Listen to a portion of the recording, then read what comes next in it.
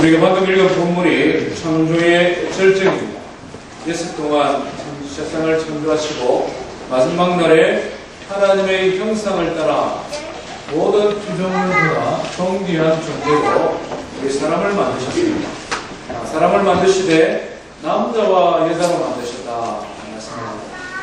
남자와 여자 중간인 이상한 사람들 안 만들고 남자는 남자로 여자는 여자로 만드셨다 하는 것입니다. 그리고 하나님께서는 만드시고 난 다음에 하나님의 형상을 따라 지음받은 피조물이기 때문에 더 큰 축복을 주셨습니다. 그것이 뭐냐니까 생육하고 번성하고 땅에 충만하고 땅을 뭐하라고요? 다스리라. 사자가 우리보다 훨씬 인도수고 빨리 달리지만 못 다스립니다. 그렇죠? 예. 세상의 가장 육체적인 피지컬 능력을 보면 우리 인간이 굉장히 약하지 않습니까? 그런데 하나님의 형상을 따라 지음받았기 때문에 하나님께서 우리에게 그런 특권을 주셨습니다. 이 말씀으로 끝내지 아니하고 조금 더 구체적으로 하나님께서 만드신 남자와 여자에 대하여 가정에 대한 능력도 주셨는데요. 우리 한 페이지 한번 넘겨보시기를 바랍니다. 2장 24페이지 한번 2장 24절 말씀을 한번 같이 읽어봅니다. 2장 24절입니다. 시작. 이러므로 남자가 부모를 떠나 내 아내와 하여 우리 한 몸을 이룰지어다. 아멘. 창조의 결정체입니다. 남자와 여자가 만나 가정을 이루는 것, 하나님께서 만드신 창조 세계의 질서요, 하나님이 만드신 법칙입니다. 지난 5000년 인류 역사 동안 이 창조의 법칙이 그렇게 크게 혼돈함이 없이 지켜져 왔습니다. 언어가 다르고 인종이 다르고 문화가 다르지만 조금씩의 부작용 또는 역작용들은 있었습니다만 큰 흐름에서 한 여자와 한 남자가 만나 가정을 이루는 것은 의심할 여지 없는 우리 인간의 본성이요 창조의 질서였다 하는 것입니다. 그래서 오늘 이것이 도전을 받고 있습니다. 가정의 제도가 뿌리채 근간이 흔들리는 그런 시대를 우리가 살아가고 있습니다. 가정이 흔들리고 가정의 제도가 위협받는 것은 우리의 신앙의 삶뿐만 아니라 일상의 삶 곳곳에서 우리가 경험적으로 느낄 수 있는데요. 몇 가지 예를 들면 가장 대표적인 것이 이혼율이라는 것입니다. 많은 결혼한 부부들이 헤어지고 있습니다. 그 이혼에 따르는 파장, 그런 역작용들이 얼마나 많은 사회적인 비용을 지불해야 되는지를 봅니다. 이혼하지 않은 가정들은 그렇다면 행복하게 가정의 제도를 충실시키고 있느냐? 그렇지만도 않다는 것입니다. 지난 우리 4월달에 대한민국의 중요한 헌법재판소에서 판결이 있었지 않습니까? 간통죄가 위헌이다, 폐지가 되었습니다. 그 이유가 참 가당찮지요. 더 이상 불륜, 혼외 이런 관계들이 너무 많기 때문에 그것을 죄로 여기지 않기 때문에 국가가 법으로 강제할 수 없다. 말하자면 행복하지 못하니까 아내와 남편을 두고 한눈 파는 사람이 너무 많아서 그것을 더 이상 법으로 통제하기 어려운 지경이다. 이혼은 안 하지만 불행하게 사는 사람들이 너무 많다는 것입니다. 결혼하지 않는 것도 가정제도의 큰 위협입니다. 2014년 연구를 보니까 한국이 칠레와 더불어 미혼율, 독신율 세계 1위였습니다. 15살 이상의 남성 인구 대비 조사를 해보니 39%. 독신자들이 이렇게 많은 줄 몰랐습니다. 큰 이유 중에 하나는 초혼 연령이 늦어지고 있다. 남자는 32세, 여자는 29세 초혼 연령입니다. 그러다 보니 전체 대비로 보면 독신율이 굉장히 높게 나온다는 것이죠. 독신자들이 많아지는 것, 또 결혼을 많이 안 하고 또 이혼이 문제라고 되지만 결혼 이후 출산율이 너무 떨어지는 것도 큰 가정의 위기가 아닐 수 없습니다. 대한민국은 지금 몇 년째 출산율 낮기로 세계 1위입니다. 이런 모든 것이 가정제도에 대한 심각한 위협이 아닐 수 없습니다. 이런 모든 것보다도 더 공격적이면서도 치명적인 가정의 위협이 있는데요. 그것은 바로 동성결혼과 관련된 것입니다. 우리는 동성결혼이라는 말이 어색하고 잘 용납이 안 됩니다만은 영국 중심으로 한 유럽과 미국 같은 경우에 이것이 점점점 대세로 여겨지는 그런 시대를 우리가 맞이하게 되었습니다. 오늘 이 동성애에 대해서 조금 더 깊이 살펴보려고 합니다. 지난 50년 동안 인류의 많은 제도들, 가치관들이 변했습니다만 이것보다 더 큰 변화를 경험한 것이 없다는 것입니다. 정신질환의 연화로 치료의 대상으로 되었던 것이 지금은 남녀의 사랑과 동일하다. 전혀 다를 바 없다는 주장. 더 나아가서는 인간의 마땅한 권리요 자유이기 때문에 법으로 보장되어야 된다 하는 지경에 이르게 되었습니다. 세상은 아마 이렇게 흘러갈 것 같습니다. 문제는 하나님의 교회 공동체 안에 있는 성도들이다 하는 것입니다. 지금 많은 교회들이 이 동성애 문제를 위하여 갈등을 겪고 있습니다. 어떤 신앙인들은 세상이 그렇게 변해가야 되니 교회도 변화되어야 된다. 그래서 그들을 받아들여야 된다. 주장하는 사람들이 있는가 하면 또 어떤 사람들은 무슨 소리냐. 그런 죄인들은 용서할 필요가 없다. 교회에 발을 붙여서는 안 된다. 이렇게 말을 하기도 합니다. 가정의 달을 맞아 어린이 주일, 동성애라는 조금 무거운 주제를 들고 쓴 이유가 있습니다. 우리가 믿음의 가정을 이루고 하나님의 말씀을 통해 건강한 가정을 이루어가는 것, 성도로서 마땅히 우리의 책임이요 또 우리가 해야 되는 의무라고 할 수 있습니다. 그런데 우리 개개인이 아무리 노력을 해도 이 사회가 변화되어져 가고 제도가 되어져 가면 우리가 어떻게 통제하기 어려울 만큼 어려움을 당하기도 한다는 것입니다. 지난 4월 28일이죠. 미국 연방대법원에서 동성애 합법화를 두고 토론이 진행되어지고 있습니다. 2013년에 한번 비슷한 일이 있었는데요. 그때는 지방정부, 그러니까 주정부에게 일임을 했습니다. 그런데 다시 지금 시위를 시작을 했는데요. 6월 달에 결론이 나게 싶습니다. 대법관을 중심으로 9명인데 4사람은 기독교 신앙에 대하여 아주 반대하는 입장이 있습니다. 이 사람들은 적극적으로 동성애를 지지하는 그런 판결이나 그런 글들을 많이 이미 기록함으로써 자기 자신의 정체성을 드러내는 사람입니다. 그 중에 3사람은 기독교적인 세계관을 가지고 보수적인 입장에서 가정과 제도를 지켜야 된다는 사람입니다. 존 로버츠라는 대법관은 지금 중립을 지고 있습니다. 그리고 또 한 사람은 자기 자신의 의사를 분명히 드러내지를 않습니다. 연방대법원에서 동성애를 합법화해야 된다고 결정을 하면 알라바마나 켄터키나 이런 몇몇 지금 16개 정도 남아있는 미국의 동성애를 이렇게 합법화하지 않는 주들의 결정이 무의미해진다는 것입니다. 왜냐하면 우리가 연방제 국가뿐만 아니라 연방대법원이 이런 것을 결정을 하면 지방정부가 따라가야 되는 그런 나라이기 때문에 그렇습니다. 그래서 이 부분에 대해서 우리가 조금 더 분명히 알아야 될 필요가 있다 생각이 듭니다. 성경에서 말씀하는 동성애는 어떤 것이냐, 또 동성애자들이 주장하는 내용은 무엇이냐, 그들이 말을 하는 과학적이다라는 말이 어디까지 과학적이냐 이런 것을 함께 살펴보기를 원합니다. 첫 번째, 동성애가 뭐냐 하는 거죠. 사실 우리는 이런 말을 많이 사용하지는 않습니다. 동성애라는 것은 동성이 남자가 남자에게 여자가 여자에게 치매적이며 항구적으로 잠깐 있다가 없어서는 이런 거 아니고 항구적으로 심리적으로 성적으로 매력을 느끼는 상태, 이것을 동성애다라고 표현합니다. 조금 더 구체적으로 세분화시킬 수 있는데요. 첫 번째는 자신의 마음에 동성을 향한 지속적인 끌림이 있을 때, sexual attraction. 두 번째는 그런 끌림을 따라 행동으로 옮길 때, 동성애를 할 때죠. 동성과의 성관계를 맺을 때, sexual behavior라고 말합니다. 세 번째는 자신을 동성애자라고 인정하는 것, identity, 나는 동성애자입니다.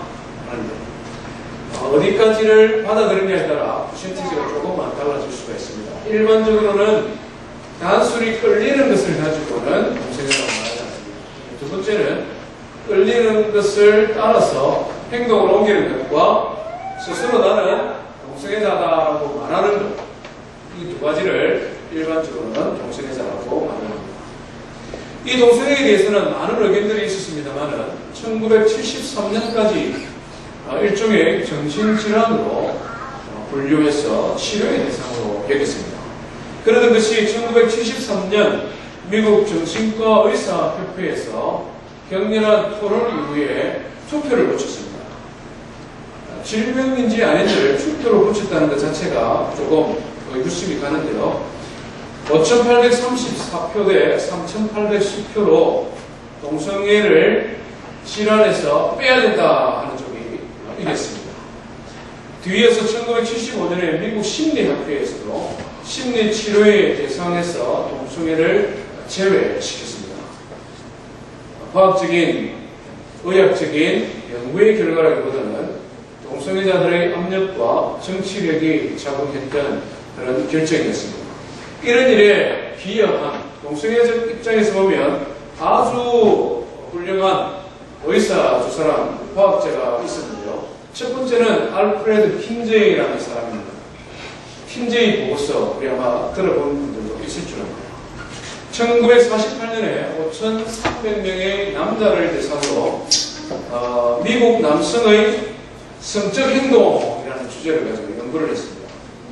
몇 년 이후에는 여성의 성적 행동이라는 주제로 연구를 했는데 이분이 연구 결과를 발표했는데 미국의 남성의 13%, 여성의 7%, 그래서 인구의 20%가 동성애자다 이렇게 발표를 했습니다.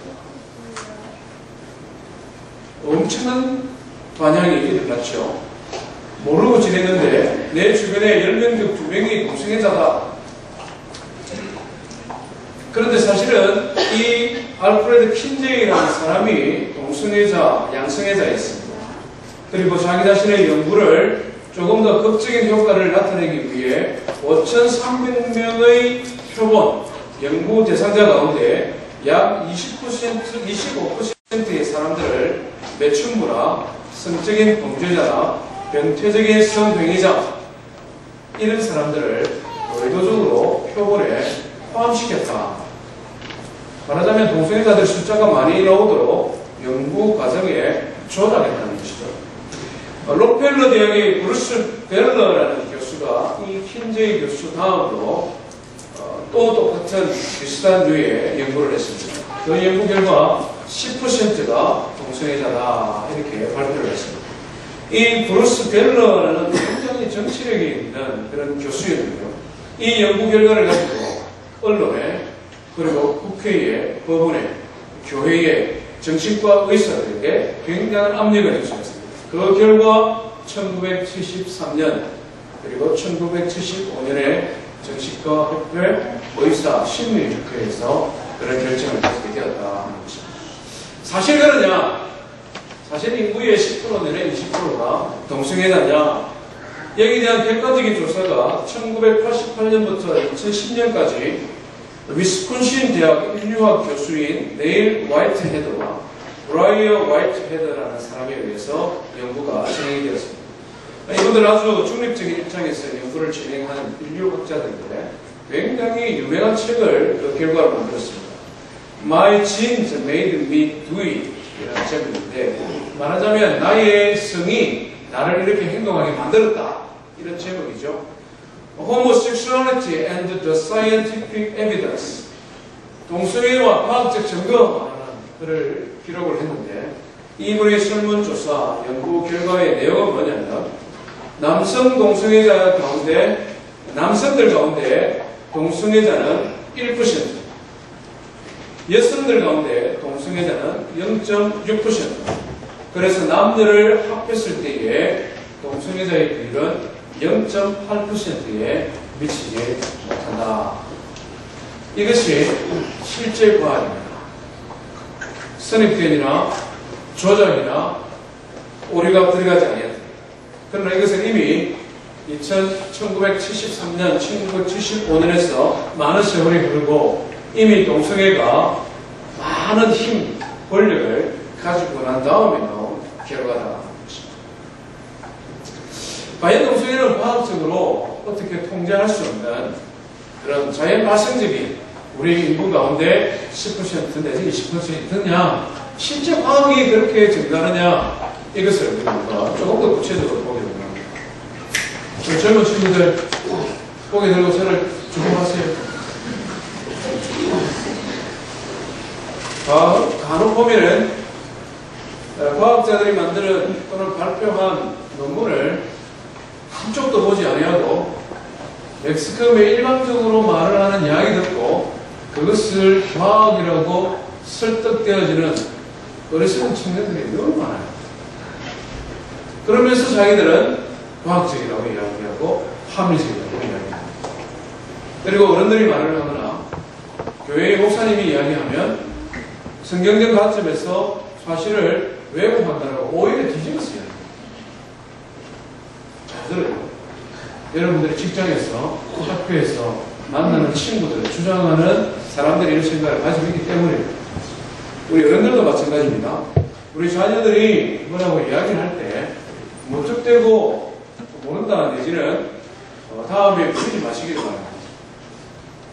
그냥 일방적으로 쏟아지는 정보가 항상 과학적인 배경 데이터를 가지고 하는 말이 아니라는 거죠. 과학은 뭐라고 말하느냐? 진짜로 과학은 10% 내지 20%가 우리 자연 발생적으로 인구들 가운데 이런 동성애자들이 있느냐? 왜 이렇게 과학적이다라고 말을 하느냐? 이유가 있고 목적이 있다는 거죠. 동성애 옹호자들이 이런 과학적 사실을 왜곡시켜가면서 유전태세를 높이는 목적은 너무나 분명합니다. 첫 번째는 뭐냐면 이것은 자연적으로 생기는 것이니 내가 어쩔 수 없다는 것입니다. 도덕적인 잣대를 가지고 나를 평가, 판단, 정죄하지 말아라. 내가 선택한 것이 아니라 태어날 때부터 뭐 생리학적으로나 유전학적으로나 저절로 되는 것이니 나는 내 잘못 아니라고 말을 하기 위함이다. 두 번째는 뭡니까? 인구의 10% 내지 20%면 그 사람은 우리가 동일한 시민이고 우리가 그 사람들의 법적인 주의를 지키고 보호해줘야 되는 것이 민주사회고 그것이 성숙한 시민사회다. 그렇기 때문에 가능하면 이것을 많게 표현해야 되고 과학적이다라고 말해야 된다는 것입니다. 실제로 과학적이냐? 동성애 옹호자들이 여러 가지 이유를 가지고 설명하는데 가장 큰 세 가지만 말을 하면 첫 번째는 생물학적인 요인입니다. 생물학적인 요인. 태어날 때부터 사람은 남자와 여자로 분명히 갈리지 아니하고 동성애적 요소를 가지고 태어나기 때문에 동성애적 성향에 따라 그것을 선택한다고 해서 도덕적인 잣대를 가지고 평가해서는 안 된다는 것입니다. 심지어 이렇게 말을 합니다. 남녀는 생식기관을 제외하고는 동일하게 기질이나 행동의 독특성은 가부장적 문화의 편견에 의해 만들어졌다. 특별히 여성들은 남자들이 자신들의 지배를 편리하게 하기 위해 부드럽고 친절하고 상냥한 존재로 더듬혀졌다. 그러나 남성과 여성은 중간적인 존재이며 이들의 사랑 역시 선택에 따라 자유가 주어져야 된다. 이렇게 말합니다. 이런 이론에 따라서 1979년 12월 달에 글로리아 올레드라는 변호사가 수를 했습니다. 장난감에서 세이브 온이라는 그때 그 시대에 아마 아주 유명한 장난감 체인점이 있었습니다. 이 글로리아 올레드와 여자아이 7명의 부모들과 함께 세이브 온이라는 장난감 유사를 대상으로 수를 했는데 그 이유가 뭐냐면 장난감을 진열대에 진열할 때 남자 장난감, 보이 장난감, 걸 장난감 이렇게 나누는 것 때문에 자기의 딸들이 심리적으로 피해를 입는다. 그래서 결국 이 세이공원에서 굴복했습니다. 그리고는 매장에 있는 말하자면 보이코너, 걸코너를 다 없애버렸습니다. 왜냐하면 술을 하고 공격을 해버리니까. 그런데 세월이 10년, 20년 지나면서 토이자라스, 잘 알죠? 토이자라스 컴퍼니에서 이 문제를 심각하게 다시 고민하기 시작했습니다. 왜냐하면 고객들이 불만이 너무 많은 거예요. 보이 그걸 섞어 놓으니까 고객들이 헷갈린다는 것입니다. 이걸 좀 나눠달라는 것입니다. 그래서 조사를 했습니다. 1만 번 이상 고객들을 대상으로 한 설문조사를 했는데 남자아이와 여자아이의 흥미 대상이 서로 다르기 때문에 이것을 분류해서 배열할 때에 장사가 더 잘 된다. 그래서 결국은 보이코너, 걸코너로 나누었습니다. 다시 나누었다. 과학이 조금 더 발달되면서 남자와 여자는 태어날 때부터 너무나 다르다 하는 것이 증명되어지고 있습니다. 자극에 대한 반응이 다르고 몸에서 나오는 호르몬이 다르다는 것입니다.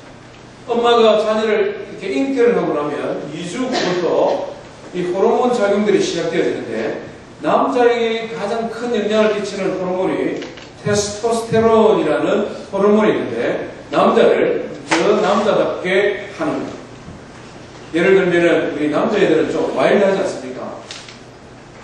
우리가 예배를 드리다 보면 문을 탁 열고 들어오면서 엄마! 하는 애들은 100% 남자입니다. 요즘 최근 없어졌는데 그 애들이 지금 뉴스 그룹 얼마나 의젓하게 자란지. 어떤 애들은 일로 들어와서 이쪽으로 가서 절로 나가면 남자 와일드하게 만드는 그런 호르몬 작용이 있다는 것입니다. 배트맨 망토하고 나무에서 막 뛰어내리고 이런 것들은 자연스러운 남자들이 갖는 호르몬의 작용입니다. 세로토닌이라는 호르몬이 있는데 사람의 정서를 주관하고 건전한 판단력을 촉진하는 호르몬이 있습니다. 남자에게 많겠습니까? 여자에게 많겠습니까? 여성에게 조금 많다고 합니다. 그래서 여자분들이 평균적으로 보면 정서적으로 조금 안정되어 있다. 남자보다 남자에게 또 더 많이 나오는 호르몬이 있는데 아미그달라라는 호르몬이 있습니다. 이것은 외부의 자극에 반응하는 태도에 결정하는 호르몬입니다. 아미그달라가 많이 나올수록 외부의 자극에 공격적으로 반응하게 되었다. 남자들하고 여자들은 다르죠. 위험이 느껴지면 여성들은 좀 우쭐이고 살피고 이런 성향이 있는데 남자들은 뭐야 이거 뭐 이런 성향들이 있다. 왜? 이 호르몬이 그렇게 맞는다. 태어날 때 남자 여자는 구별 없이 비슷하다 하는 말은 비과학적이고 거짓말이다. 오히려 과학은 남자와 여자는 너무나 분명히 나누어지게 됩니다. 이 부분을 우리 한 2주 있다가 조금 더 한번 보겠습니다. 두 번째 동성애 호자들이 말하는 근거로 삼는 것은 유전적인 요인이다. 1993년에 76명의 경이 형제들을 조사한 과학자가 사람의 X 염색체 중에 XQ28이라는 한 염색체 세포를 발견했는데 이 세포가 동성애를 결정하는 데 영향을 끼친다 이렇게 논문을 발표했습니다. 그러니까 동성애자들이 만세를 부르고 난리가 났습니다. 왜냐하면 염색체 유전자에 의해서 자신의 동성애 성향이 결정되어서 태어난다는 것이죠. 그러니까 나는 어쩔 수 없다는 것을 증명하는 개인 유전자가 발견되었다고 난리가 났습니다. 그런데 1999년, 2000년 똑같은 연구들이 하게 되었는데 XQ28이 개인 유전자와는 아무런 상관이 없다. 유전 정보가 동성애에 전혀 상관을 끼치지 못한다고 발표를 했습니다. 2010년에는 샌더스라는 사람이 894명의 동성애자들, 694명의 이성애자들을 포괄해서 굉장히 광범위한 연구가 이루어졌는데 전혀 무관하다. 상식적으로 이것은 무관하다는 것을 우리가 경험으로 알 수 있습니다. 왜냐하면 일란성 상생하는 유전자가 똑같습니다. 그렇지 않습니까? 일란성 상생하는 유전자가 똑같습니다. 그 중에 하나가 유전적인 결함을 가지고 있으면, 말하자면 유전적으로 동성애를 가지고 태어나면 똑같은 DNA를 가진 이 친구는 어떻게 됩니까? 똑같은 동성애를 가져야 되죠. 왜냐하면 일란성 쌍둥이이기 때문에. 이것을 조사를 해봤는데 일란성 쌍둥이가 똑같이 동성애를 가질 수 있는 비율이 12% 미만이다.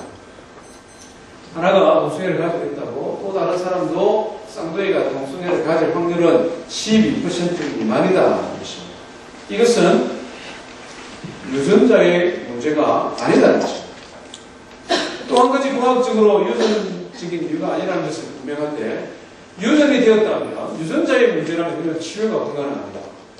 우리 사람의 피부가 검은색, 흰색, 노란색이 되는 것은 유전자의 문제입니다. 치료가 불가능합니다. 동성애자가 유전자의 문제라면 치료가 불가능합니다. 그런데 동성애를 치료하고 상담하고 연구하는 학자들의 보고에 의하면 자기가 동성애자라는 것을 인정하고 그것을 고치기로 결심하고 치료를 받는 사람의 98%는 변화되어진다. 98%. 이것은 더 이상 유전자의 문제가 아니다. 마지막으로 동성애자들이 매달리는 과학적으로 기대는 요소가 하나 있는데, 그것은 뇌의 성장 과정에, 발달 과정에 문제가 생길 것이다 라는 것입니다. 1991년 러베이라는 과학자가 발표를 했는데, 우리의 뇌 중에 시상하부라는, 여기에 보여지는 요 부분에 무슨 위치가 있답니다. 이 시상하부, INAH3라는 그런 지점이 있다고 말합니다. 이 시상하부의 크기가 동성애를 결정한다, 이렇게 발표를 했습니다. 말하자면 엄마의 배에서 뇌가 발달해가는 과정 속에 이 시상하부가 크게 좀 더 커진 사람은 자기의 의사와는 관계없이 동성애자가 된다고 이렇게 말을 한 것입니다. 그런데 똑같은 연구를 했던 2001년 바인이라는 교수에 의하면 그런 경향은 있을 수 있지만 그 부분이 뇌의 크기나 뇌에 있는 신경의 숫자가 성적인 취향과 동성애를 일으킨다고 말할 수 있는 연계성은 희망하다. 다른 말로 하면 과학적으로 유의미한, 이것 때문에 이 일이 일어난다라는 유의미한 결과를 도출할 수 없다. 과학자들이 말을 하는 결론입니다. 무슨 말입니까?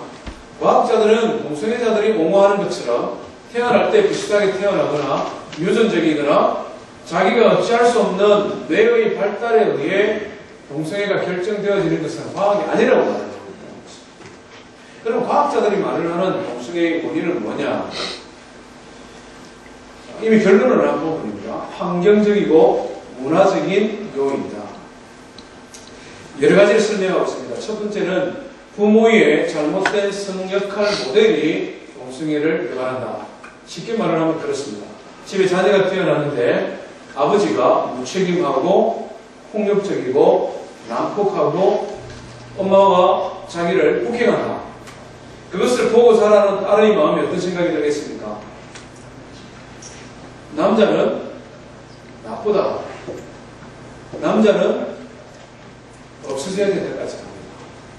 그렇기 때문에 사람은 서로 정을 통하고 인격적인 교제를 나누어야 되는데 남자에 대한 이런 생각을 가지고 있기 때문에 남자와 건강한 건전한 교제가 이루어지기 이전에 여성에 대한 더 깊은 관심을 가지게 된다는 것입니다.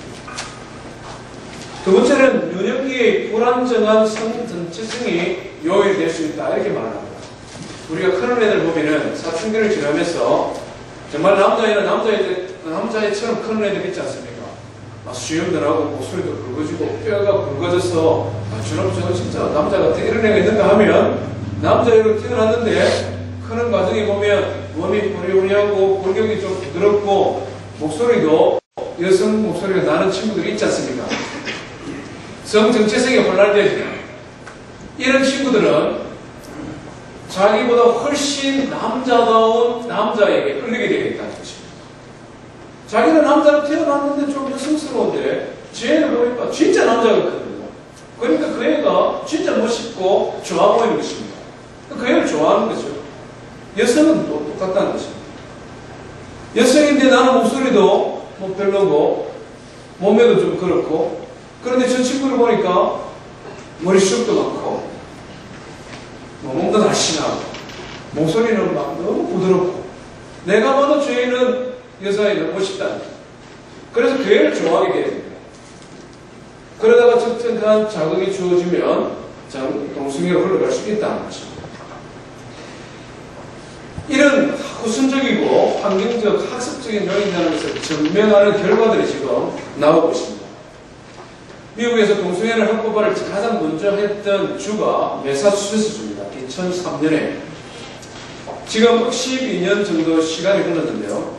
2004년부터 공립학교에서 친동성애 교육이 시작되었습니다.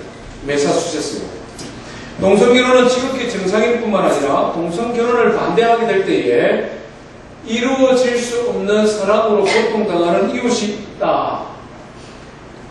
이렇게 가르쳤습니다. 뿐만 아니라 그들의 권리를 지키고 보호해주는 것이 민주화된 사회고 더욱 성숙한 시민사회다. 이렇게 가르쳤습니다. 학교에서는 동성애 클럽들이 만들어지기 시작하고 그 동성애 클럽을 지원하는 펀드들이 만들어지기를 시작했습니다. 필독스로서 동성애를 옹호하는 책들이 자녀들에게 읽혀주기 시작하고 개의의 날, 그들을 축하하는 행사, 이런 것들이 진행되어졌습니다. 12년 동안에. 2009년 고등학교에서 처음으로 동성애를 경험했다는 동성애에 대한 설문조사가 이루어졌는데, 동성애 교육이 이루어지기 이전보다도 50% 이상이 급등했다. 동성애 교육이 이루어지기 이전보다도 동성애 교육이 이루어지고 난 다음에 고등학교 다니면서 내가 동성애를 경험했다는 것이 50% 이상 급증했습니다. 미국 질병예방센터에서 2013년에 발표를 했습니다. HIV, 동성애 사람들이 굉장히 싫어합니다. 동성애와 에이즈를 연결시키는 것을 굉장히 싫어하는데, 동성 에이즈 환자를 조사를 해보면 에이즈 환자의 75%가 동성애자입니다. 과학적으로 굉장히 유의미한 연관성이 있다는 거죠. 미국 질병예방센터에서 2013년에 발표를 했는데, 해마다 미국에서 에이즈 환자가 5만 명 정도 발병을 하고 그 중에 4만 7천 명 정도가 죽는다고 합니다. 가장 많은 에이즈 환자가 2010년, 11년, 13년 어떤 연령대에서 가장 많이 발생했느냐? 5만 명 중에 31%가 25살에서 34살 사이입니다. 25살에서 24살. 26%가 13살에서 24살. 5만 명에서 가장 많이 에이즈 환자가 어디서 발생했느냐니까 미국 북동 지역의 대도시, 인구 100만 이상의 대도시입니다. 워싱턴 DC, 뉴욕, 보스턴. 말하자면 동성애가 가장 먼저 합법화된 지역입니다. 나이도 보십시오. 25세에서 34세. 10년 전에 이들은 15살에서 24살 사이. 한참 동성애 옹호와 동성애 교육을 받아야 됩니다. 그래서 미국 질병예방센터에서 발표하기를 북동부 지역 대도시 젊은이들의 사망률의 가장 큰 요인들이 동성애로 말미암아는 안 했습니다. 이 사람들. 에이즈에 기인하고 있다. 이렇게 발표했습니다. 말하자면 동성애를 옹호하고 합법화되어서 학교에서 가르치고 난 다음에 결과를 지금 10년 후에 보고 있다는 것입니다. 동성애가 교육적인, 문화적인, 환경적인 요인이라는 것을 보여주는 많은 자료들이 있는데, 그 중에 가장 대표적인 게 또 하나가 동성애자들에 대한 설문조사 결과를 보면 알 수 있습니다. 1981년에 이미 조사가 이루어졌는데, 남자 동성애자들 가운데 43%가 500명 이상과 성관계를 맺었다는 것입니다. 500명 이상의 다른 대상들과 성관계를 맺었다. 28%는 1000명 이상과 성관계를 맺은 것으로 보고가 되었습니다. 여기는 물론 남자와 여자가 포함되어져 있는 숫자입니다. 말을 하자면 동성애라고 말을 하지만 엄밀하게 말하면 양성애자가 되는 거죠. 바이섹슈얼. 유전적 요인이나 선천적인 요인이나 뇌의 발달에 의해 어쩔 수 없이 동성애자가 되어서 동성애자를 사랑하는 것이 아니라 동성애자뿐만 아니라 동성뿐만 아니라 이성을 나의 욕망에 따라 선택한 결과다. 선택의 결과라는 것이죠. 이것이 바로 과학이 가르쳐주는 동성연애라는 성적의 문란의 결과입니다. 이들이 주장하는 것처럼 유전적이고 천성적이고 자연 발생적인 것이 결코 아니라는 것입니다. 후천적이고 교육과 문화와 환경에 의해 지배되어야 된다는 말은 다른 말로 하면 우리가 선택할 수 있다는 말입니다. 쉬운 예를 들면요. 도적질이죠. 도적질. 나보다 저 사람이 가지고 있는 스마트폰 훨씬 더 좋다고 내가 진짜 가지고 싶은 것이 있지만 그렇다고 해서 그것을 내가 그냥 가지고 내 거 이렇게 합니까? 그렇게 안 하죠. 왜 그렇습니까? 그렇게 하면은 죄거든요. 그렇게 하면 안 된다는 걸 알고 있기 때문에 내 마음에는 내 욕망에는 가지고 싶지만 그것을 억누르는 것이 도덕이요 양심이요 우리 인생들이 짐승과 구별되어지는 의지지 않습니까? 우리 의지를 가지고 있는 하나님의 만든 피조물이거든요. 동성애와 관련해서 똑같이 우리가 증명할 수 있다는 것입니다. 이것을 죄로 여기고 이것을 죄이기 때문에 안 해야 된다고 생각하고 가르치면 얼마든지 이것은 학습에 의해서 후천적인 요인에 의해서 결정되어지는데 그것을 죄가 아니라고 말을 하기 때문에 양성화되어져서 오히려 더 많은 문제가 일어나고 있다는 것입니다. 동성애에 대한 회에 대해서는 드릴 말씀이 많습니다만 오늘 시간이 있어서 이거는 심리하겠습니다.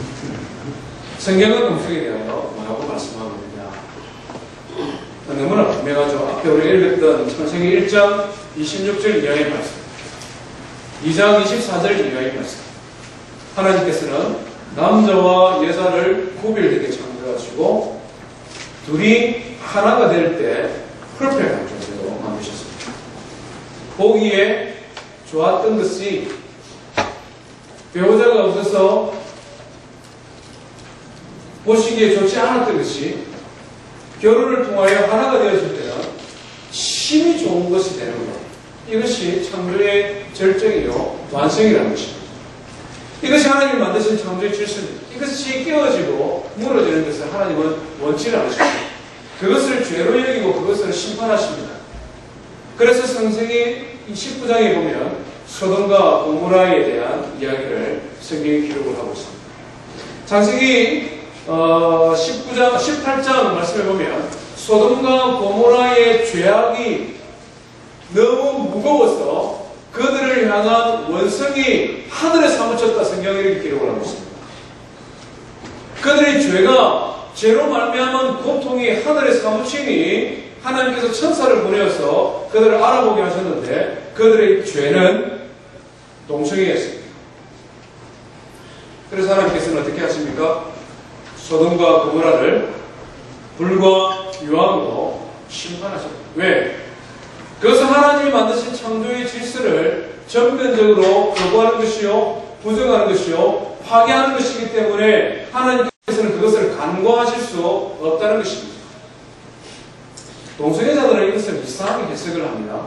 동성애 옹호론자들은 소돔과 고모라가 멸망한 것은 맞는데 뭐 때문에 멸망했느냐면 그 사람들이 친절함이 부족했기 때문이다. 이렇게 말합니다. 천사가 방문했을 때 친절하게 잘 이렇게 모셔야 되는데 안 모셨기 때문에 화가 나서 파괴시키고 이렇게 표현합니다.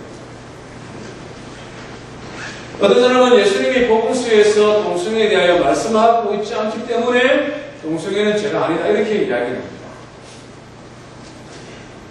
예수님 시대에 이스라엘 백성들은 너무나 당연하게 구약의 율법의 말씀을 믿고 있던 사람들입니다. 그들은 너무나 당연하게 동성애나 생각할 수도 없는 죄인이라고 이미 그들의 생각 속에 가지고 있었다는 것입니다. 예수님께서는 결혼을 대하여 말씀하시기를 구약 창세기 2장을 그대로 인용하시면서 하나님께서 남자와 여자를 지으시고 둘이 한 몸을 이룰지니라. 그리고는 주님께서 한마디를 추가하셨습니다. 무엇을 추가하셨습니까? 예수님께서 한 말씀을 더 추가했습니다. 창세기에 나오지 않는 말씀. 하나님이 만드신 것을 사람이 나누지 못하지. 예수님 한 말씀 더 추가하셨어요. 하나님이 맺어준 것을 사람이 너 마음대로 하지 마라. 하나님이 만들어진 결혼의 제도를 사람이 너희가 마음대로 강제하지 마라. 하나님이 만드신 질서를 사람이 너희들이 파괴하지 마라. 하나님이 만드신 것을 사람이 나누지 못할지다. 예수님께서 이렇게 말씀하고 있다는 것입니다. 로마서에서는 이것을 더 분명하게 말씀하죠. 남성 동성애자와 여성 동성애자를 그대로 성경은 기록을 합니다. 제가 한번 읽어보겠습니다. 그들의 여자들도 순리대로 쓸 것을 바꾸어 영리로 쓰며 그와 같이 남자들도 순리대로 여자 쓰기를 부르고 서로 향하여 업력이 부릴 듯하며 남자가 남자로 더불어 부끄러운 일을 행하며 그들의 그릇 때문에 상당한 보응을 이미 받았다. 바울 사도가 로마서를 기록했습니다. 로마 교회에 있는 성도들을 보고 로마 사회의 문화를 봤습니다.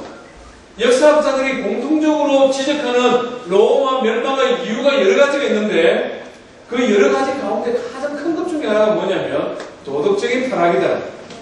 로마는 가장 강력한 제국을 이루었는데 외부의 침입을 받아 무너진 것이 아니라 내부의 부패로 인해 자멸했는데 그 자멸의 이유가 뭐냐면 도덕적인 타락이요 동성애라.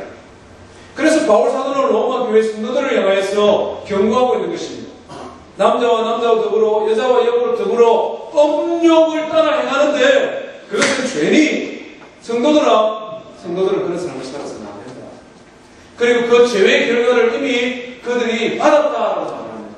심지어가던데 이미 그 시대에도 에이즈와 같은 동성애로 말미암은 심각한 질병들이 로마에 있었다고 충분히 상상할 수 있다는 것입니다.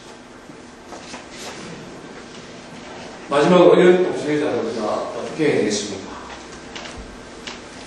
극단적인 기독교 보수주의자들은 동성애는 아주 가증스러운 죄이기 때문에 교회에 발을 붙이지 못하게 하도록 사회적으로 척결해야 되는 대상으로 생각합니다. 반대로 동성애 옹호자들은 지금은 은혜의 시대이고요. 지금은 긍휼의 시대이기 때문에 동성애자들을 교회에 받아들이고 용납하고 그들을 이해해주고 품어야 된다 이렇게 말합니다. 둘 다 양극단이죠.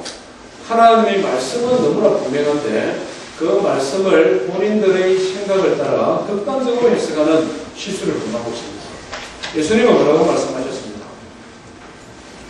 예수님은 죄인들을 영접하고 용납해 주었습니다. 그래서 그때 그 시대의 종교 지도자들은 예수님을 향하여 죄인의 친구라고 조롱까지 했습니다. 그렇지만 예수님께서 죄인들을 용납하고 받아들였지만 죄 자체를 용납하고 받아들인 것은 아니다는 것이죠. 가늠하다 현장에 붙들린 여인을 두고 예수님이 뭐라고 말씀하셨습니까? 죄 없는 자가 돌로 쳐서 죽여라 라고 명령했습니다. 죄 없는 자가 돌로 쳐서 죽여라. 사람들이 다 죄책감에 가슴이 찔려서 다 도망가고 없었을 때에 예수님께서 뭐라고 말씀하셨습니까? 나도 너를 정죄하지 아니하노라. 가서 계속 음란한 삶을 살아라. 그러셨습니까? 나도 너를 정죄하지 아니하노라. 가서 다시는 범죄하지 마라.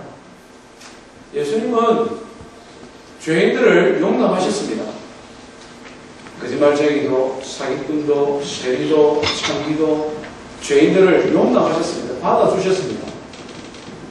받아주셔서 같이 죄인 되는 것이 아니라 그들을 고쳐주시고 치료해주시고 새롭게 하시고 변화의 새 사람을 만들어주셨습니다. 동성애 역시 마찬가지입니다. 하나님 앞에 성령의 역사로 변화되지 못할 인생은 이 땅에 아무도 없다. 우리는 그것을 믿는 것입니다. 그렇기 때문에 덮어놓고 동성애자를 나쁜 놈, 죽인 놈 취급하는 것도 잘못이고, 시대가 변했으니 그들을 이해하고 받아들이라는 것도 잘못이다. 동성애로 인하여 죄를 짓는 사람은 자기 자신의 죄인됨을 인정해야 돼. 이것은 고쳐야 되는 것이라는 것을 받아들여야 돼. 그래야 변화가 시작되어진다는 것입니다. 그들이 그것이 죄라는 것을 인정하고 마음으로 받아들이면 하나님의 교회 공동체는 예수 그리스도의 본을 따라 그들이 온전한 삶을 살아갈 수 있도록 도와야죠. 건강하게 회복되도록 도와야죠. 그래야 그들도 역시 하나님의 창조의 질서를 따라 건강한 가정을 이룰 수 있도록 돕는 것, 그것이 바로 교회의 역할이다 하는 것입니다. 사랑하는 성도 여러분, 오늘 아침에 조금 무거운 주제를 말씀을 드린 이유는 이 사회가 지금 위험한 지경에 이르러 있기 때문에 그렇습니다. 2008년 오바마 대통령이 되고 난 이후에 10년이 되지 못하는 세월 속에 너무나 많은, 너무나 멀리까지 나와 버렸습니다. 동성애가 합법화되어지면 어떤 일이 벌어질까요?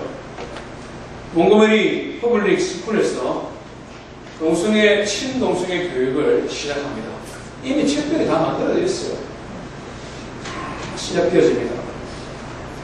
그러면서 우리 자녀들이 필독스로 동성애에 대한 책을 읽게 되어 있습니다. 제가 글을 읽다가 챕터를 보니까요, 아들이 식탁에서 밥 먹고 있는데 앞에 아빠의 파트너인 또 다른 남자가 쿠킹하고 있는 그림을 가진 그런 동화책을 자녀가 읽고 있습니다. 그리고는 앞에 있는 사람은 아빠고 저 사람은 아빠의 파트너고 우리는 한 가족, 우리는 한 패밀리다. 어린애들 2살 이제 막 배우는 애들에게 그런 책을 가르친다는 것입니다. 퍼블릭 스쿨에서 우리 자녀들에게 애기 키우는 거, 애기 인형춤에서 자녀들 키우지 않습니까? 교육시키지 않습니까? 매사추세츠에는 동성애 기구들을 가지고 어떻게 동성행위를 하는지를 가르치고 있습니다. 왜? 그것이 미국 교육의 시스템 안에 들어가 있다. 동성애가 합법화되어지면 애기 인형 데리고 와서 우리 애가 들고 애기 우유먹이를 보고 저는 기절할 뻔했습니다. 그 인형이 막 애 울음소리를 내는데 깜짝 놀랐어요. 일부 다처제, 근친상간, 소아성애, 절대 용납될 수 없는 것들이 합법화되어집니다. 캘리포니아에서는 소아성애자들, 어린애들 보고 성적인 충동을 느끼는 사람들을 합법화해달라고 2012년 이후에 지속적으로 요구하고 있습니다. 2015년 뉴욕에서는 친아빠와 친딸이 결혼을 요구하는, 허락해달라고 지금 요청하고 있습니다. 2014년 뉴욕에서는 쓰리썸, 일부 다처제죠. 두 사람의 남편과 한 사람의 아내, 두 사람의 아내와 한 사람의 남편, 쓰리썸을 가정으로 인정해달라고 계속해서 요청하고 있습니다. 합법화되어지면 이런 것이 합법화되는 것은 시간 문제라는 것입니다. 기도하십시오. 하나님 아버지께서 긍휼을 베풀어 주셔서 미국 땅이 더 이상 범죄의 자리로 나아가지 아니하고, 그래서 우리 자녀들이 내가 신앙생활을 잘해서 건강한 가정을 만들 뿐만 아니라 이 사회가 큰 가족이라는 이 국가의 기관의 조직이 법으로 이것을 강제할 수 없도록 하나님께서 이 땅을 지켜주십시오. 우리 짧게 한 1, 2분 지키도록